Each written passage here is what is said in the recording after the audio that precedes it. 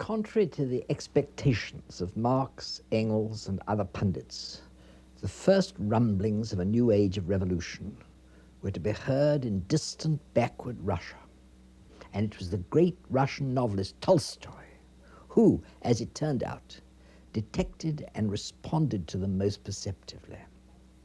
Like Augustine, confronted with the fall of Rome, Tolstoy set himself to, as it were, process the Christian faith to survive through the troubled years that lay ahead. Where Augustine shored up a church, Tolstoy turned to the Gospels themselves, in his own words and stories, beautifully expounding their message of the kingdom of heaven within us. In Tolstoy's case, the miracle is clear for all to see. After more than half a century of authoritarian government, bent on extirpating the Christian religion and all its works, Christ is alive in the USSR as nowhere else. For this, the words of Tolstoy are in large part responsible. Solzhenitsyn stands on his shoulders.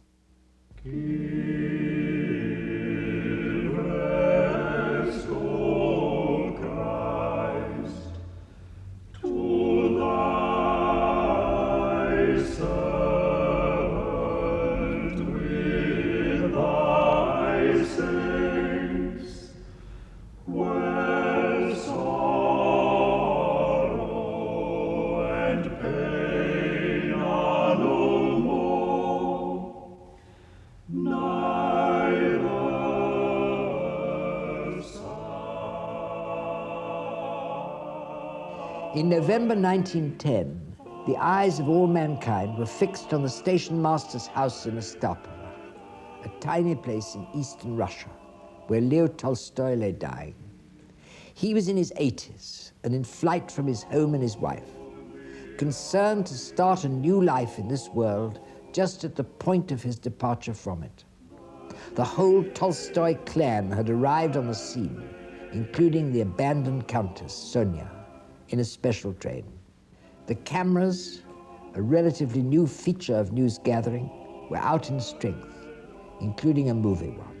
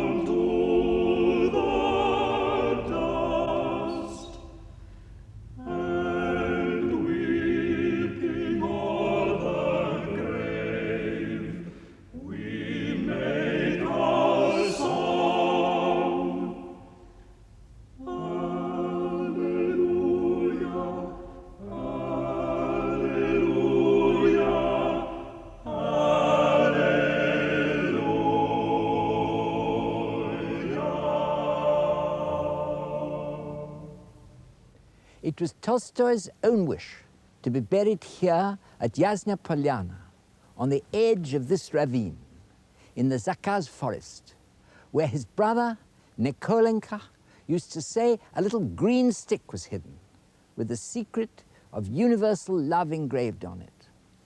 There could be no more suitable place. Tolstoy, it's true, never found the green stick, though he hunted assiduously for it.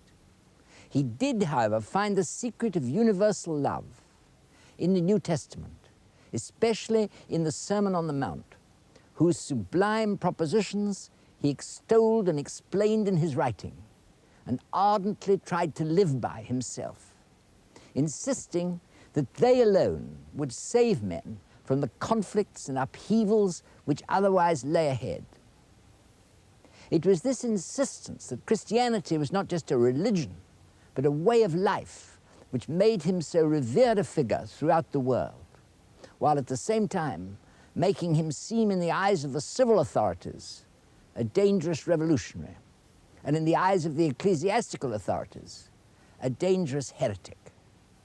The sufferings of the poor, the afflicted, and the oppressed, the futility of trying to find fulfillment through the senses, or celebrity, or any of the other pursuits of the will or the ego, the inadequacy of power as an instrument for instituting justice and brotherliness. All this was made actual by the light of his genius and the force of his sincerity. I was 7 when Tolstoy died in 1910. In my home, his name was honored. And as a child, I stayed for a while in a now defunct Tolstoyan colony in the Cotswolds, near Stroud in Gloucestershire. His books were all in my father's library, and I remember turning over their pages even before I could properly read them. Now at 70, it's a great moment for me to be standing by his grave, here where he so often walked and meditated, and to add my tribute to all the others that continue to be made to him. I imagine him looking across the ravine where the little green stick's hidden, whose inscription must forever be sought, and yet is forever known. What is it? That we must love and not persecute or kill or wreak vengeance upon one another. That being part of one creation with one creator, we must seek our happiness in the good of others, thereby realizing our own good and living like brothers in one human family. Thus, Tolstoy insisted in the very last words he wrote, we find the only way to deliver us from our unhappiness and to give us the greatest good we can get in this world. Adding, to me most movingly, that's what I wanted to say to you, my brothers, before I died.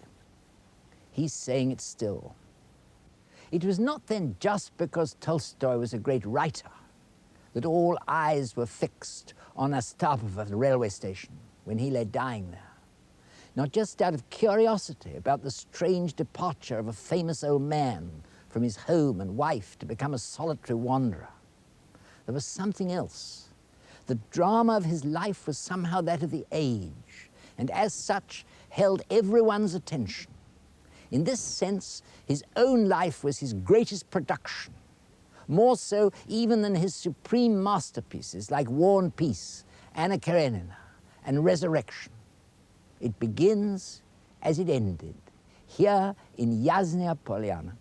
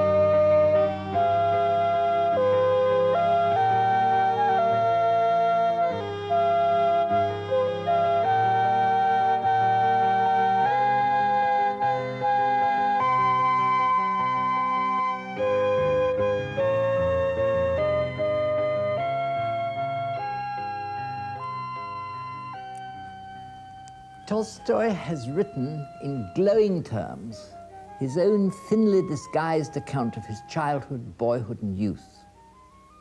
Somehow it all seems to me even more vivid and alive, seated here at his desk, and on his chair, and behind me, the couch on which he was born. The only comparable descriptions I can think of growing up are Dickens's in David Copperfield and Rousseau's in his Confessions, both books known to have impressed Tolstoy. The mood of all of them is nostalgic, a song of innocence written in the light of experience. Even discounting all this, one can see that Yasnya Polyana, as Tolstoy knew it, must have been the perfect place for him to grow up in. It's true that his mother died before he could know her, and his father when he was only 8.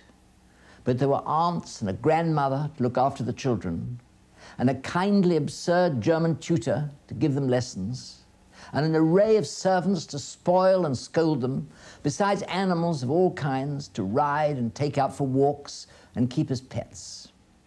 From a very early age, Tolstoy seems to have been aware that he was an exceptional person. Once for all, he writes in his diary, I must become accustomed to the thought that I'm an exception, and that either I'm ahead of my age or one of those incompatible, unadaptive natures that are never satisfied. In point of fact, though he didn't realize it at the time and perhaps never did, he was both exceptional and never satisfied. In any case, his upbringing was calculated to foster all that was original, audacious, and inspired in him, the very elements of his genius. His submission to the dreary treadmill of education, that conspiracy of dullness and futility as he described it, was minimal. At Kazan University, which he and his brothers attended, his performance was scandalously desultory, and he left without graduating. Later, when he decided to take his duties as a landowner seriously, he turned his attention to educating the children of his serfs. With his usual ardor, setting up schools on the Yasnya Polyana estate he'd inherited, taking on teaching duties himself, and carefully exploring all the new educational theories and permissive practices, mostly derived from Germany, which had become all too lamentably familiar in our own time.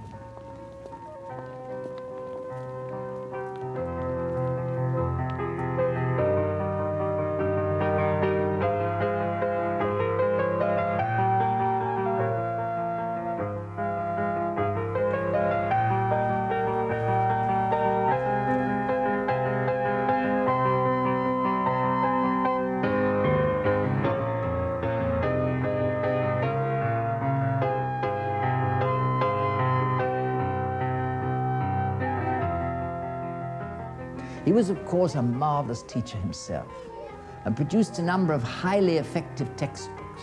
All his life, he adored children and was a master hand at devising and telling them stories. In the end, however, he came to see that education, like the kingdom of heaven, is within us and can't be imposed from without, however ingenious the theory or enlightened the teacher. When he talked with the old, uneducated moujiks, he found often that they were wiser and more in touch with the realities of our human existence than their children who'd passed through his schools.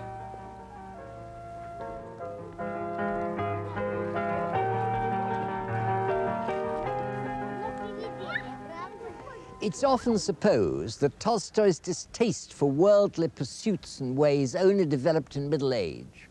This is not, in fact, so. From his earliest writings and journals, it's clear that he alternated between an ardent delight in such things as social success and fame and an equally passionate loathing of himself for so caring about them. This applied particularly, of course, to his love affairs and frequentation of the gypsies, even more so to sordid episodes like visits to brothels. He describes one such visit and the revulsion he experienced with great feeling. By the time he was 23, he'd already tired of social life in Moscow and found an escape in going to the Caucasus with his beloved brother, Nikolenka, whose battery was stationed there. He found the scenery marvelous, the Cossack girls entrancing, and military life very much to his taste.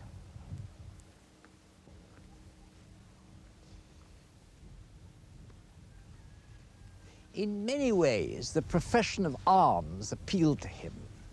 The quality it most demanded was one by which he set great store himself, courage, and the alternations of danger and austerity with wild living suited his temperament. As he showed in War and Peace, He had a masterly understanding of the conduct of battles and campaigns. And even later, when he'd become an out-and-out pacifist, he confided to his diary how ashamed he was of the excitement and partisanship still stirred up in him when Russia was at war.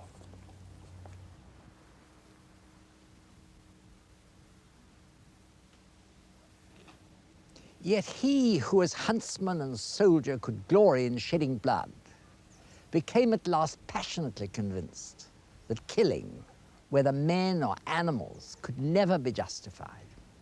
Even when Tsar Alexander II was assassinated by revolutionary terrorists, Tolstoy wrote to Alexander III, his successor, pleading with him to spare the assassins, whose ideas, he contended, could only be opposed by confronting them with forgiveness and love. As wax before fire, he wrote, every revolutionary struggle will melt away before the man Tsar who fulfills the law of Christ.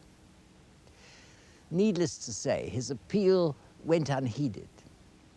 Yet after all, the Tsar's policy could scarcely be said to have been particularly efficacious. 37 years later, his dynasty was abolished, and the revolution Tolstoy had foreseen triumphed in Russia. Meanwhile, in far-off India, a barrister at law named Gandhi had noted Tolstoy's point, and acting on it, created a civil disobedience movement based on non-violence, which ultimately succeeded in ending British rule in India.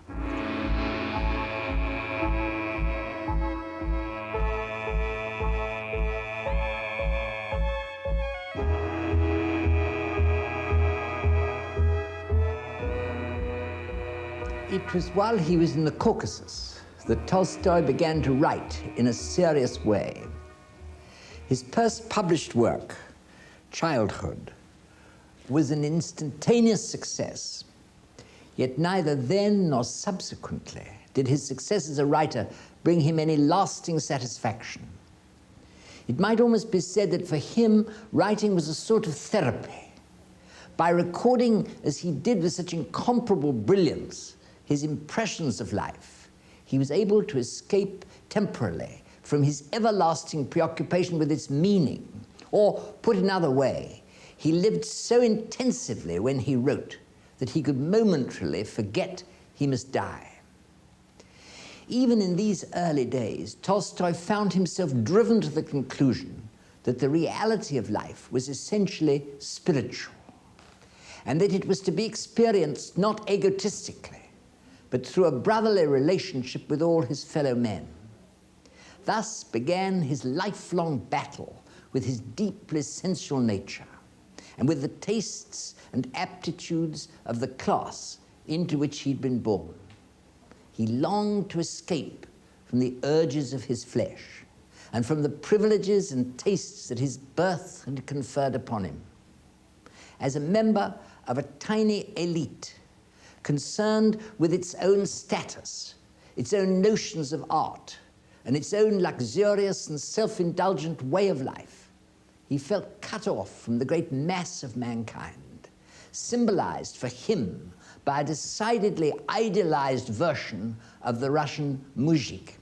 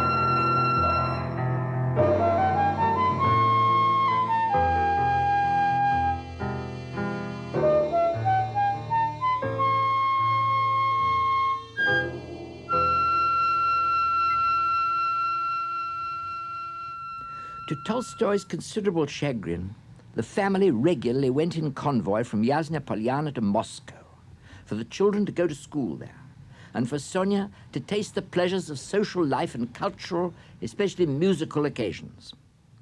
It was the sort of thing that produced a frenzy of irritation in Tolstoy, but Sonia was in her element. Relations between them were often strained.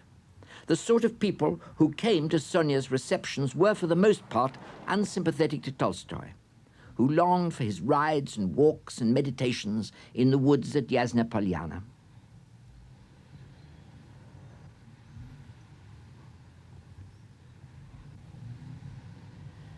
The Moscow house itself was an old wooden one, which had escaped the great fire he described so vividly in War and Peace.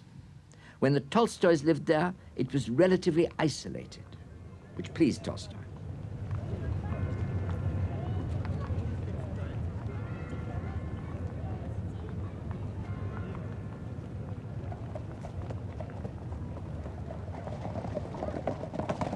In dwelling on the darker side of Tolstoy's marriage, it's often forgotten how idyllically happy it was in its first years, and how, despite the strife and misunderstanding and bitterness, the bond between them survived to the end and beyond. Sonia lived on to witness the October Revolution. When, in 1919, her daughter Tanya asked her if she often thought about Tolstoy, she answered that she never thought about anything else. "I've never stopped living by his side," she said, "and I torment myself because I wasn't good. However, I was always faithful to him, body and soul." Sonia was only 18 when she married Tolstoy in 1862, he being 34. The wedding took place in the Church of the Nativity in the Kremlin, where Sonia's father, Dr. Baers, was resident doctor to the administrative staff. For Tolstoy, it was the end of the womanizing which had hitherto played so large and troubling a part in his life. Though sorely tempted at times, he remained true to his marriage vows. Characteristically, he felt bound to show Sonia his private diary, which recorded his various love affairs.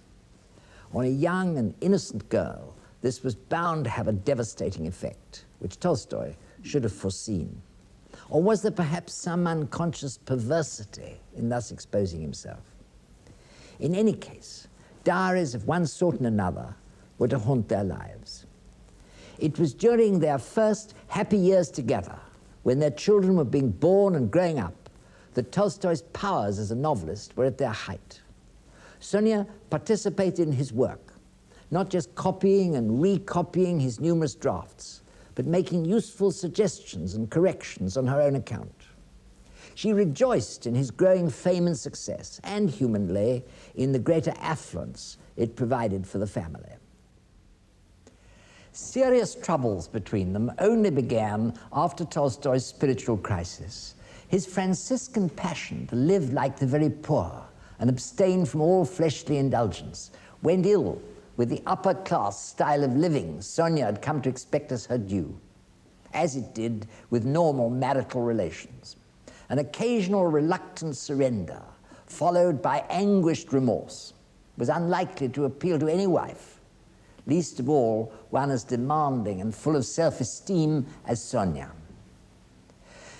Things were made worse by some of the disciples and acolytes who flocked to Tolstoy in his new role as moralist and evangelist, notably Vladimir Chertkov, who achieved an ascendancy over Tolstoy, enabling him to take over the publication of his works, a domain which Sonia considered peculiarly her own. Chertkov seems to have been a pedantic, tiresome, boring sort of person, and Sonia hated him. She even, harking back to that first fatal showing of her husband's diary before their marriage, accused Tolstoy of having abnormal relations with Chertkov. The fact that she could make so preposterous a suggestion indicates the mixture of envy and jealousy, with the former probably preponderating, which was to poison the rest of their life together. Tolstoy, it must be admitted, never succeeded in wholly clarifying to himself or to others where he stood in this matter of sexual indulgence. And it's very easy to pull to pieces the various extreme positions he took, as that the ideal all should pursue is total abstinence, or that any indulgence other than for procreative purposes amounts to whoring. Yet we who are witnessing the appalling consequences of accepting promiscuity as normal human behavior may well pause before dismissing Tolstoy as a soured idealist and a crank. What he had to say on the subject, especially in a masterpiece like Resurrection, will, I confidently predict, be respectfully regarded when Lady Chatterley's lover will long since have been dismissed for its fathomless imbecility.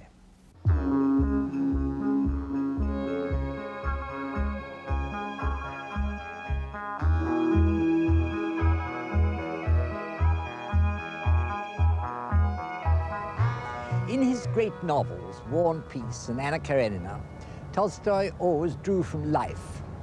So it's possible to identify the characters, as well as the buildings and places where the scene is set. For instance, this house, now the headquarters of the Soviet Writers' Union, a stronghold of literary orthodoxy, was the model for the Rostov's Moscow house in War and Peace, as Ilya Andreevich Rostov himself was based on Tolstoy's paternal grandfather, Ilya Andreevich Tolstoy.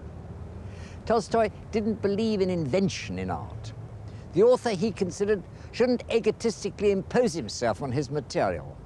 Likewise, in his use of history, he discounts the Nietzschean notion of great men dominating and shaping events. History, as he sees it, is a kind of cosmic soap opera, an emanation of the collective consciousness, which is played back to edify, instruct, and entertain. In War and Peace, it's the Russian general Kutuzov who, as Tolstoy portrays him, allows himself to be the instrument rather than trying to be the shaper of historical forces. Whereas his opponent, Napoleon, exemplifies the ego, striving, as it turns out vainly, to assert itself in domination over men of events. In such a conflict, Tolstoy indicates, Kutuzov was bound to win, life being stronger than any ego, however puffed up. In other words, even before his spiritual crisis, Tolstoy, in his writings, was pursuing an essentially moral purpose. Later, in his book, What is Art?, he worked out in his own wayward, inimitable way the theory of what was already his practice, that art should be a parable, expounding life's goodness and truth and beauty in terms comprehensible not just to a specialized elite, but to everyone. After his spiritual crisis, his parables became explicit, as in beautiful short stories like Master and Man, and That Whereby Men Live, and in his play, The Power of Darkness, whereas before they'd been implicit. Thus, in War and Peace, he explored power, the appetite of the will, and in Anna Karenina, carnality, the appetite of the flesh. Two passions whose destructive consequences he'd experienced himself, especially the latter. As War and Peace and Anna Karenina conveyed his own involvement in these passions, he wasn't being hypocritical when he insisted that he looked back on the books with distaste and even wished he hadn't written them. At the same time, he was perfectly well aware that merely to have contented himself with writing a moral treatise on the devastations of power on the collectivity and of carnality on the individual wouldn't have served his purpose. If, he once remarked in a letter to a friend, he were to be told he could write a novel in which all his views on what is socially right and just were to be irrefutably upheld, he wouldn't feel inclined to dedicate 2 hours to the task. If, on the other hand, he were told that what he wrote would be read 20 years later by those who were children then, and that they'd weep and laugh over it and fall in love with the life in it, then he would dedicate all his existence and powers to producing such a work. He needn't have worried. The 20 years have long since passed, and still we weep and laugh over his writings, and entranced by the life in them that shines and dances like sunlight. So we may be sure it will continue.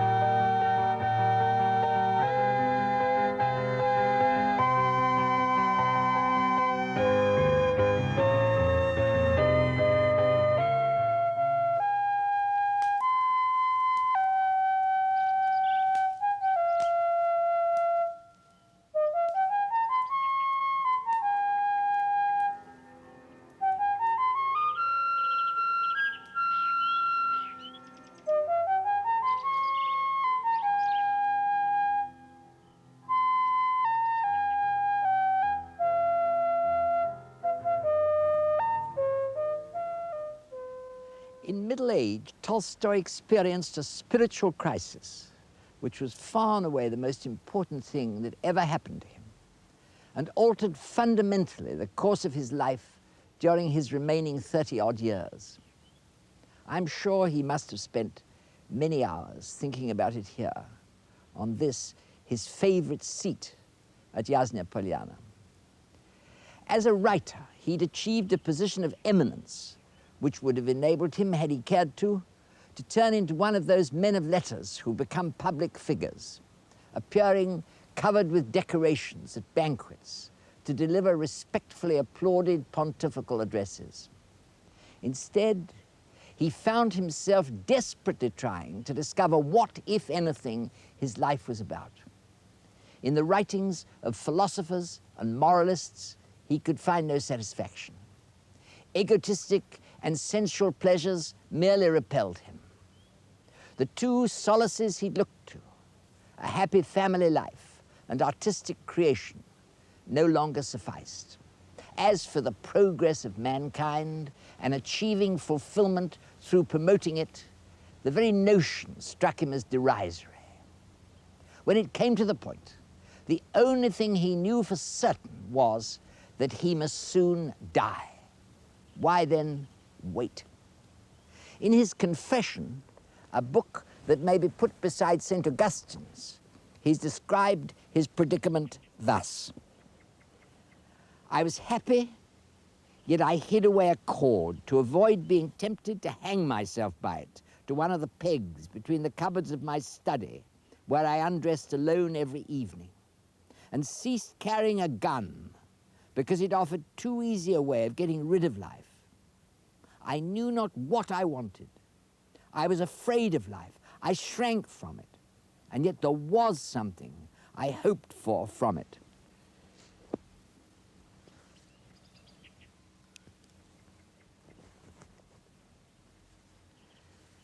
In this predicament, Tolstoy observed that it was only in his own tiny circle of educated, rich, and mostly idle people who took so despairing a view of life.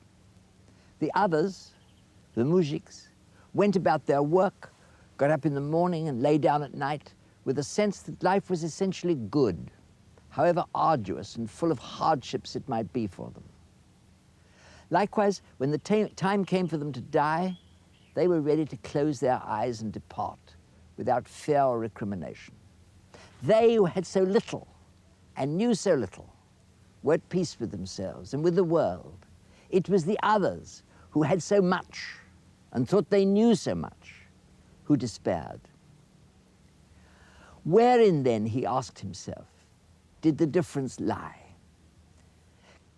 Clearly, in that the muzhiks had faith, which was something quite different from metaphysical conclusions, ethical propositions, or Epicurean pursuits. So he sought to have faith himself. The whole of the rest of Tolstoy's life was dedicated to a quest for faith, which meant, as he discovered, a quest for God. Every time he came within sight of God, he writes, again, life flashed through my veins. All about me seemed to revive, to have new meaning. When, for one reason or another, he found himself separated from God, all seemed to die around him and within him. And again, he wished to kill himself.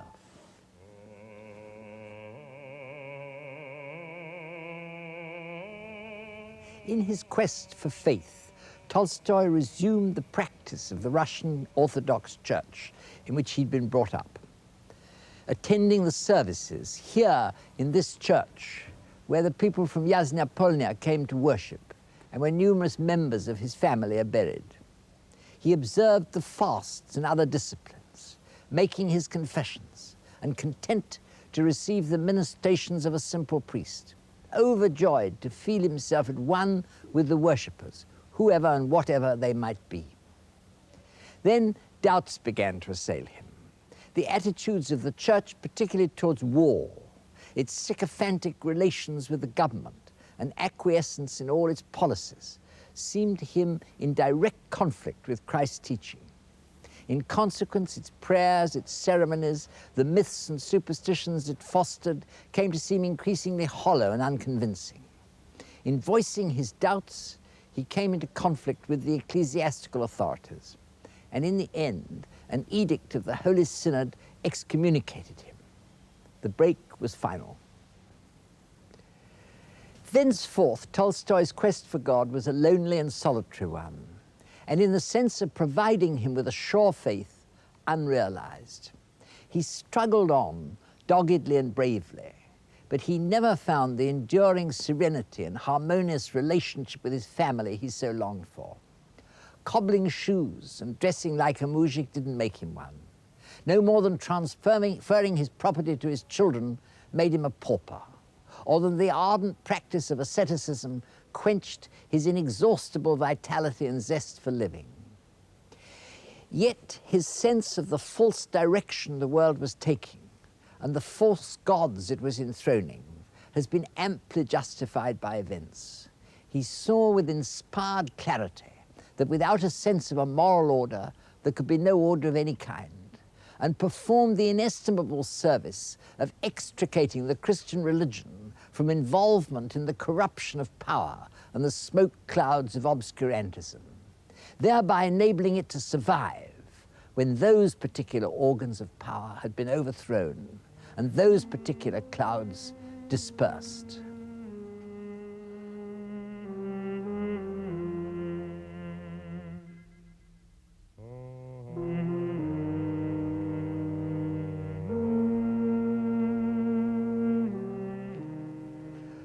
Gorky said once that Tolstoy was like a great steeple whose bell is heard throughout the world.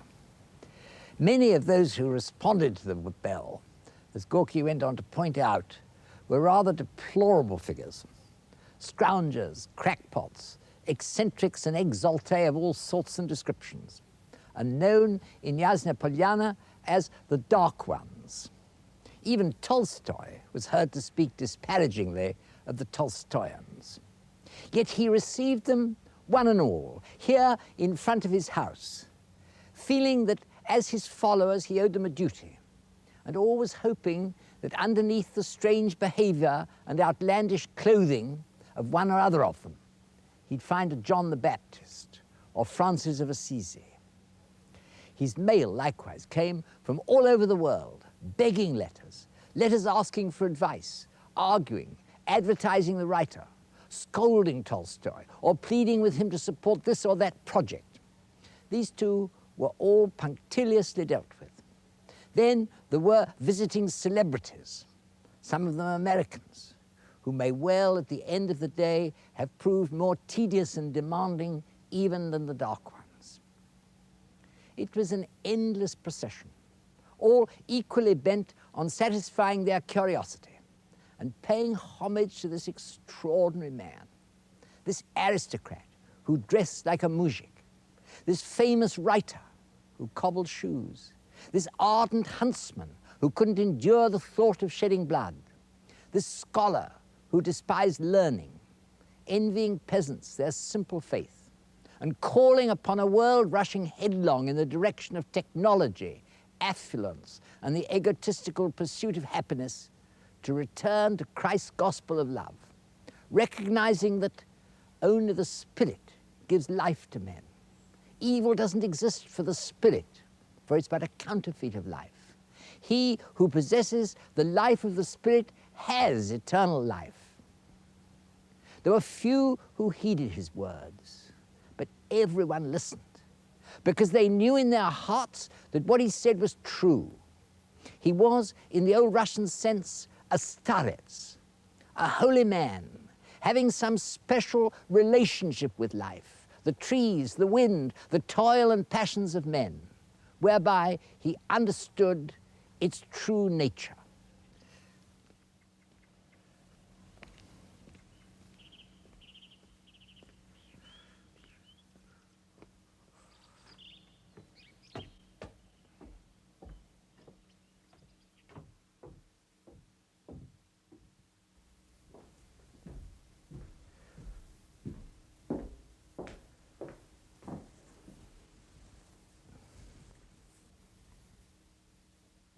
family life at Yasnya Polyana should have been, in accordance with Tolstoy's ideas, harmonious and happy. It was the greatest possible grief to him that in practice it was often full of strife and misery.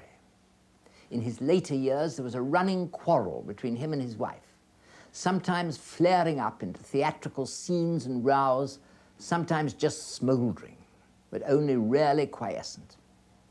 It was to escape from such turbulence that he took refuge in this secluded room at the very bottom of the house. The whole Tolstoy family, father, mother, children, aunts, uncles, were inveterate keepers of diaries. Even visitors were infected with the habit. One has the sense that after lights out at Yasnya Polyana, everyone scampered off to write up their diaries or to take a surreptitious look at someone else's. Tolstoy himself, besides his own private journal, to which his wife had access, indeed he sometimes used it to convey messages to her, kept another, most secret one, which itself became a source of more quarrels. It was surely the best documented domestic scene in all history. Tolstoy's scathing attacks on the institution of property made it humiliating for him to be a landowner, and his constant exhortations in favor of sexual abstinence embarrassed his wife, especially when she found herself pregnant for the 13th time. In neither case was there any element of hypocrisy on Tolstoy's part. He genuinely longed to get rid of his property, as he did to be delivered from his sexual appetites. But in the one instance, his family responsibilities stood in the way, in the other, his sensuality, which continued to assail him even as an old man. He did, in fact, like King Lear, divide up his property among his children, which incidentally may explain why he so inordinately disliked Shakespeare's play, seeing himself, perhaps, in the distracted old king. But this still left the vexed question of his immensely profitable writings. In the end, a compromise of sorts was worked out, whereby his wife had the copyright of his early works, and his later religious writings were available to anyone who cared to publish them. The royalties of Resurrection, which had an enormous sale all over the world, he made over to the Doukhobors to help them settle in Canada. Tolstoy's anguish over these unhappy circumstances didn't lead him for a single moment to doubt the conclusions he'd reached about the validity of Christ's teaching.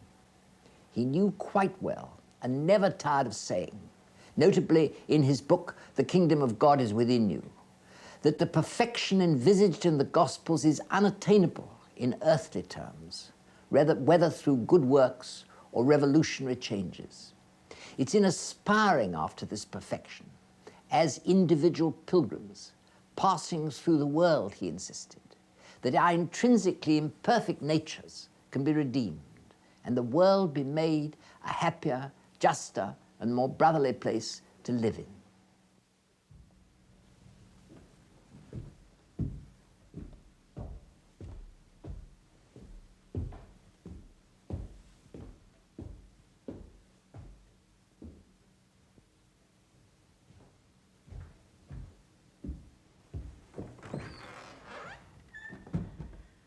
Tolstoy was such a pilgrim, one of the greatest, and like Bunyan's pilgrim, found himself distressed and fearful right at the end of his journey. The incompatibility between himself and his wife, the rows they had about money and the publication of his books, and about how they should live, made him feel more than ever that their life together had become impossible. For him, the only necessities were simple clothes, a bare bedroom, frugal food, while she pined for a social life. So, at the age of 82, on October the 28th, 1910, he decided that his long struggle to conform how they lived together with how he thought they should live could no longer be continued at Yasnya Polyana. In a farewell note to his wife, he wrote, "I'm doing what people of my age often do, giving up the world in order to spend my last days alone and in silence." Then he made off, accompanied only by his Yugoslav friend and Dr. Makovitsky. not, as he'd hoped, to silence and solitude, but to a glare of publicity.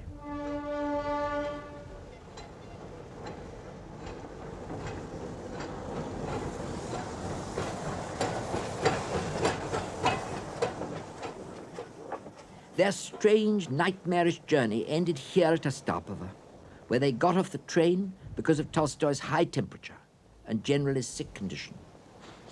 Previously, they'd visited Tolstoy's sister Maria, a nun, at her convent, and Tolstoy had even considered staying at a nearby monastery on the characteristic condition that he shouldn't be required to attend any religious services.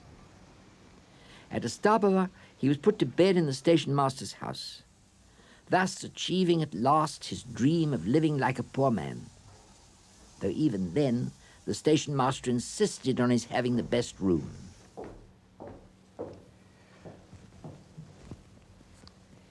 As the news of Tolstoy's whereabouts became known, Ostapova was for a minute the focus of the world's curiosity. Journalists arrived in hordes. The telephone in the station master's office never stopped ringing. A special contingent of police were drafted on. Photographers clicked their cameras incessantly. Chertkov arrived, and in a special train, a large party of Tolstoys, led by the Countess.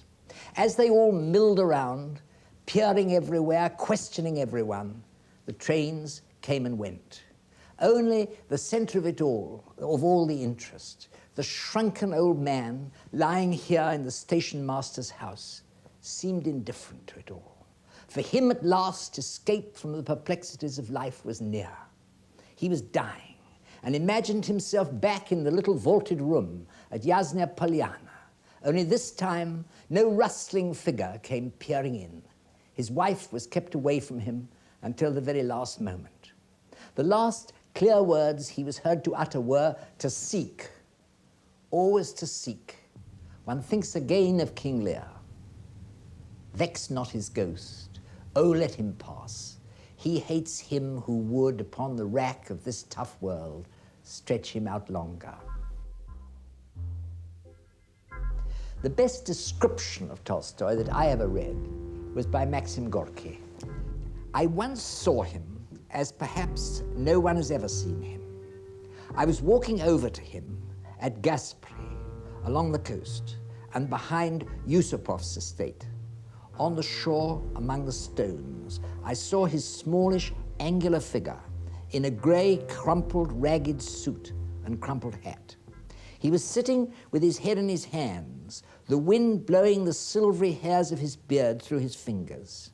He was looking into the distance, out to sea, and the little greenish waves rolled up obediently to his feet and fondled them, as though they were telling something about themselves to the old magician.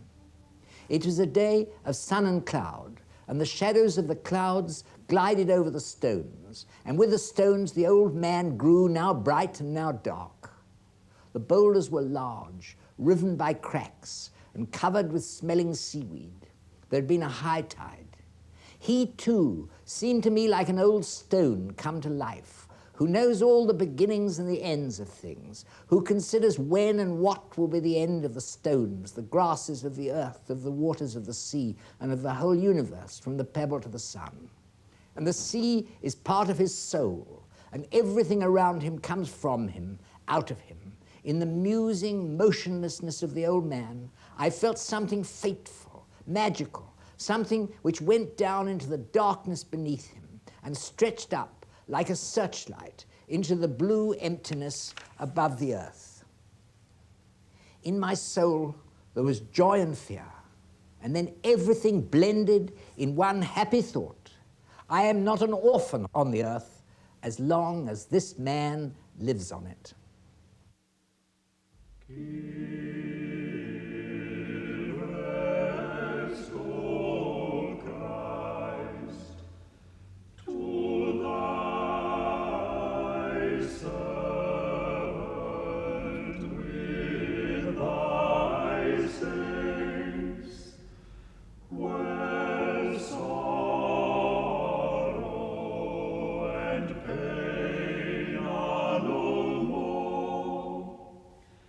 No.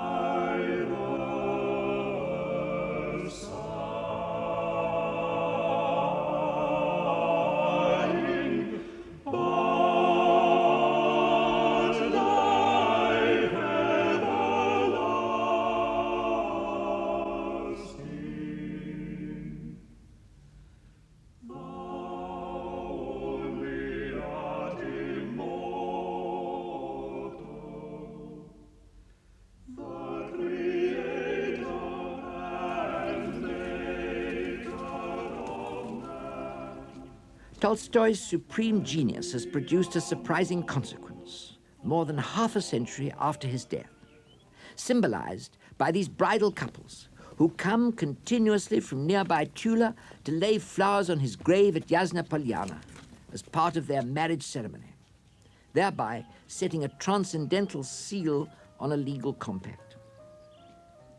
Throughout its existence, the Soviet state has sought to abolish the Christian religion, using for the purpose its total control of whatever influences the minds and lives of its citizens. Yet, as it turns out, all its efforts have been frustrated by the irresistible presentation of Christ and his teaching in Tolstoy's writings, which continue to be avidly read throughout the USSR. Tolstoy's parables are the most artistically beautiful and powerful in their impact since the original ones in the New Testament. So, by a great 20th century miracle, the promise in the first chapter of the fourth gospel remains valid, even in the modern world's first overtly atheistic state. Thanks to Tolstoy, the Word goes on becoming flesh even there, full of grace and truth.